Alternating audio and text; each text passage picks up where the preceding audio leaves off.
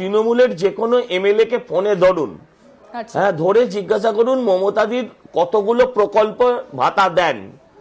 যদি প্রত্যেকে একরকম বলতে পারেন, আমি আপনাকে এই মা ক্যান্টিনে 5 টাকার ডিম ভাত খাওয়াবোই খাওয়াবো। আচ্ছা, কারণ ওটাও তো মমতাদিরই প্রকল্প, রাগ করবেন না, আমিও খাবো আপনার সাথে। আচ্ছা, বিষয়টা তা নয়। মমতাদিও এক এক জায়গায় দাঁড়িয়ে বলেন কোথাও 65টা, কোথাও 85টা, কোথাও 95টা, নিজেই বলেন, আমি দেখিয়ে দিতে পারি। এখন বিষয় হচ্ছে প্রকল্প ভালো, প্রকল্প খারাপ কেন হবে? কিন্তু লক্ষ্মীর ভান্ডার দিয়ে যদি আপনি নারায়ণদের লক্ষ্মী ছাড়া করে দেন, মানে লক্ষ্মীর থেকে ছাড়া করে দেন, তাহলে সেই লক্ষ্মী ভান্ডার নিয়ে আপনি মাথায় তুলে নাচবেন?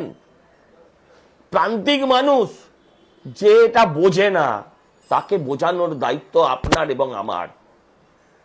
আপনি সংবাদ মাধ্যম, গণতন্ত্রের চতুর্থ স্তম্ভ, আর আমি রাজনৈতিক কর্মী, আমাদের দুজনেরই সমান দায়িত্ব যে এটা বিজেপি দিক, এটা তৃণমূল দিক, এটা মোটেই কাজের কাজ নয়। কারণ এটার জন্যই তোমার বেকার ছেলেটার চাকরি হয়নি, শিক্ষিত ছেলেটার চাকরি হয়নি। এটা বাড়ির কাজের মাসিদের, আমি প্রান্তিক মা বোনেদের এটা বোঝার দরকার, যেই দিক। এবার আমি বলি বিজেপি পারবে কি পারবে না। উত্তরপ্রদেশ দেখুন, বিজেপি পারবে কি পারবে না। বিহার দেখুন, উড়িষ্যা দেখুন, যেদিকে তাকাবেন সেদিকে তাকিয়ে দেখুন, যেদিকে ইচ্ছে হবে সেদিকে তাকিয়ে দিদিকে বলুন হেলিকপ্টারটা একটু দিতে, একবার ওপরে উঠে তাকিয়ে দেখুন ডান দিক বাঁ দিক, তাহলেই হবে। কিন্তু দাদা এখানে একটা যে সেখানে লক্ষ্মী ভান্ডার, যেখানে লাডলি বায়না হয়েছে, শেষ করি আপনার প্রশ্নের উত্তর দেব। যেখানে লাডলি বায়না হয়েছে, বলছি যেখানে লাডলি বায়না হয়েছে, সেখানে ভগ্নিপতিদের চাকরি খাওয়া হয়েছে কিনা, লাডলি বায়না দিয়েছি আর বোনের ইজ্জত নিয়ে বাজারে খেলেছে কিনা, এটা দেখুন। হ্যাঁ, এবার আপনি প্রশ্ন। দাদা প্রশ্নটা এই যে আপনি বললেন উত্তরপ্রদেশ, বিহার, সেখানে কত টাকা দেওয়া হয়েছে, আপনি সেই একটা তুলনা আনলেন। গতকাল বিধানসভায় আপনাদের দলের বিধায়করা, তারা 3000 টাকার কথা বলা হয়েছিল। কিন্তু দাদা এই মুহূর্তে দাঁড়িয়ে 2026 সালে দাঁড়িয়ে এই ভাতাটাই কি রাজনীতির কারবারিদের কাছে প্রধান অস্ত্র হয়ে দাঁড়ালো? মানে ভাতা রাজনীতিটাই কি মুখ্য? আমি একটা অনুরোধ করব, এই রাজনীতির কারবারই বলবেন না, এটা শুনতে খারাপ লাগে।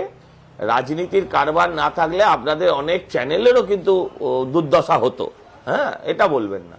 তো আমি বলছি, আমি আগেই বলেছি, আমি রাজনৈতিক নেতাদের কথা বলছি, আমি রাজনৈতিক নেতাদের কি করবেন আপনি?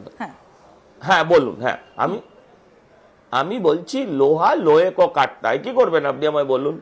আজকে যে পরিস্থিতি এসে দাঁড়িয়েছে, যদি আপনার হাতে কিছু না দেওয়া হয় তাহলে আপনি ভোট দেবেন না। আপনাকে যতই ভালো কথা বলি, আপনার যতই উন্নয়নের কথা বলি বা যতই উন্নয়ন করি, আপনি তো আমাকে আগে আসতে দেবেন, তবে না আপনি উন্নয়নটা করবেন। আপনি আসতেই দেবেন না। এই বাস্তবটাকে তো মানতে হবে যে এই ভাতাটা দেখিয়ে দিয়েছে ভোট কেমন করে গুড়িয়ে দেয়। তো সেটার জন্য অন্য রাজনৈতিক দলেরা সেটা সুযোগ নেবে না কেন? কিন্তু মুশকিল হচ্ছে আমরা যদি সেটা দিও, চাকরির বিনিময়ে নয়, শিক্ষার বিনিময়ে নয়, স্বাস্থ্যের বিনিময়ে নয়। আমার মনে আছে একজন মুখ্যমন্ত্রীকে একটা প্রশাসনিক সভায় বলেছিলেন আমাকে একটা ওই উড়ালপুলের জন্য কিছু টাকা দাও। সে বলেছিল তুমি থামো, তুমি জানো আমার লক্ষ্মী ভান্ডারে কত টাকা যায় মাসে? এই লক্ষ্মী ভান্ডারটা রাজ্যের ভান্ডারটাকে শূন্য করে দেবে, যে অন্য উন্নয়নের কাজ হবে না, এটা গ্রহণযোগ্য না। ঠিক। কিন্তু দাদা একটা ছোট্ট প্রশ্ন এই জায়গায় দাঁড়িয়ে, যে আপনি শিল্পের কথা বলছেন, কর্মসংস্থানের কথা বলছেন, সিঙ্গুরে যেদিন প্রধানমন্ত্রী এসেছিলেন, যদিও আমরা জানি যে প্রধানমন্ত্রী ওইভাবে সভায় দাঁড়িয়ে তিনি সেভাবে কোনো শিল্প ঘোষণা করতে পারেন না, বা সিঙ্গুরে টাটা ফেরানোর কথাও তিনি ঘোষণা করতে পারেন না, এটা আমরা সবাই এটা জানি। কিন্তু একটা প্রত্যাশা ছিল, কারণ যে সিঙ্গুরকে নিয়ে রাজ্য রাজনীতির পালাবদল ঘটে গেছিল, আপনিও সেই সময়ে তার সাক্ষী ছিলেন, সেই রকম কিছু একটা ঘোষণা হতে পারে বলে সবাই আশায় বুক বেঁধেছিল। কিন্তু সেই রকম ভাবে কোনো ঘোষণা সেদিন হলো না, যদিও সেটা হবার কথা নয়, আমরা জানতাম, দায়িত্বশীল সংবাদ মাধ্যম এসেছে, এভাবে হয় না।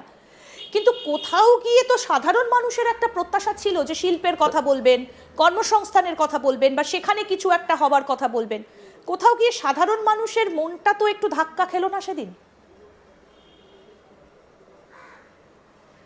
আচ্ছা, মন মন রাখার জন্য আপনি বলছেন যেটা হয় না, দায়িত্বশীল সংবাদ মাধ্যম হিসেবে, একজন দায়িত্বশীল প্রধানমন্ত্রী হিসেবে তার মনটাকে একটু যত্ন করার জন্য, মনটাকে একটু খুশি রাখার জন্য যেটা হয় না সেটা বলবে?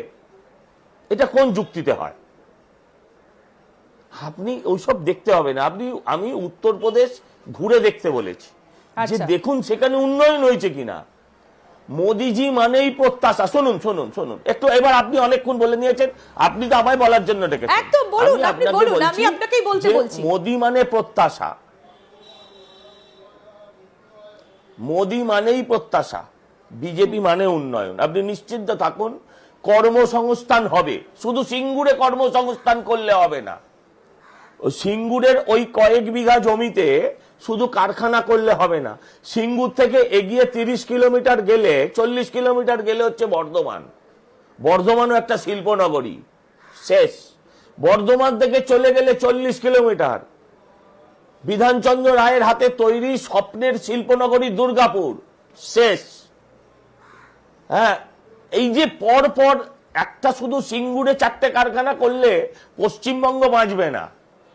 রাজনীতি হতে পারে, ফেসবুক হতে পারে, ফেসবুকে রিল হতে পারে, কিন্তু যদি প্রকৃত উন্নয়ন করতে হয় তাহলে ব্যারাকপুর থেকে আপনার দুর্গাপুর সর্বত্র শিল্পাঞ্চলগুলোকে আবার চাঙ্গা করতে হবে। এই যে জায়গাটা, এটা কোনো নেতা এক জায়গায় দাঁড়িয়ে বলতে পারেন না। আমি এবার বলি, আপনাদের প্রত্যাশাটা কিরকম তৈরি হয়, যে নদিয়ায় এসছে মানে মাতুয়াদের নিয়ে বলবে। হ্যাঁ, তিনি এখানে ওই সিঙ্গুরের জমিতে দাঁড়িয়ে আছেন মানে সিঙ্গুরের জমি নিয়ে বলবেন। আরে ভাই, উনি 140 কোটির প্রধানমন্ত্রী। উনি এই রাজ্যের ট্রেডমিলে চড়া মমতা ব্যানার্জি নয়, যে ট্রেডমিলে চড়ে বাজেট করে দেন। উনি সংবিধান মেনে চলেন, সংবিধানকে সংবিধানের মতন কাজ করতে দেন। উনি ওনার মতন ইচ্ছে মতন চলেন না, সংবিধান অনুযায়ী চলেন। আর সংবিধান আপনাকে নির্দিষ্ট কিছু গণ্ডির মধ্যে চালনা করতে বাধ্য করে, সেই বাধ্যকতা উনি মেনে চলেন। আপনি নিশ্চিন্ত থাকুন, আপনি তাকিয়ে দেখুন না, আজকে অর্থনীতিটা তাকিয়ে দেখুন। আজকে খারাপ লাগে না বলতে, যে বিহারের লোককে আমরা বলতাম তুই বেটা বিহারি, আমরা বলতাম কিনা, হাঁটুতে বুদ্ধি বলতাম কিনা। আপনি আজকে দেখুন তাদের উত্তরপ্রদেশ দেখুন, আজকে সর্বোচ্চ second business capital of India, 3 ট্রিলিয়নে পৌঁছানোর পথে চলেছে একটা রাজ্য। আর আপনি কোথায় দাঁড়িয়ে আছেন? শুধু what's Bengal thinks today, India thinks tomorrow, সবার ঘি কবে খেয়েছেন, এখন আর গন্ধ সকালে হবে না। উড়িষ্যার লোকেদের উড়িয়া উড়ে উড়ে বলে খেপাতাম। আপনারা ভেবে দেখুন, তাদের কাজ ছিল বাড়িতে রান্নার কাজ করত, ঠাকুরের কাজ।